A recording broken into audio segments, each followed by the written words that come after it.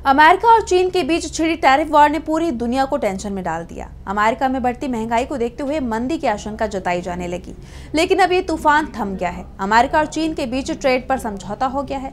दोनों देशों ने टैरिफ से लेकर रेयर अर्थ मिनरल तक को लेकर डील कर ली है, लेकिन इस डील ने भारत की चिंता बढ़ा दी है। तो कैसे अमेरिका और चीन के साथ आने पर भारत की बड़ी चिंता, जानने के लिए देखिए रिपोर्ट।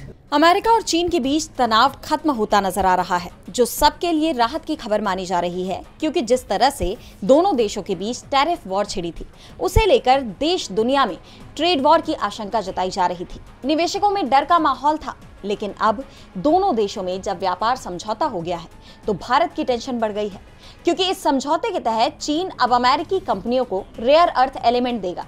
लेकिन अब तक उसने भारत के लिए शिपमेंट भेजने का आवेदन एक नहीं बल्कि दो बार ठुकरा दिया है, जिसके बाद कहा जा रहा है कि इससे भारत की ऑटो इंडस्ट्री में संकट आ सकता है। दरअसल वर्तमान में चीन दुनिया का सबसे बड़ा रेयर अर्थ मिनरल का उत्पादक देश है। रेयर अर्थ मिनरल्स का इस्तेमाल कई आधुनिक तकनीकों और इंडस्ट्री में होता है, जिनमें स्मार्टफोन, लैपटॉप, टीवी, इलेक्ट्रिक वाहन, विंड टरबाइन, सौर पैनल और बैटरी शामिल है।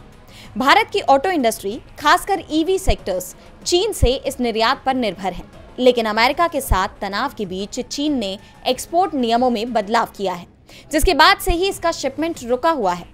अब ऐसे में भारतीय बाजार में संकट गहराता जा रहा है। भारतीय कंपनियां परेशान हैं। उनका कहना है कि अगर ये शिपमेंट जल्द शुरू नहीं हुआ तो उत्पादन रुक सकता है। शिपमेंट रुका रहा तो भारत में कई इलेक्ट्रॉनिक सामान महंगे हो सकते हैं।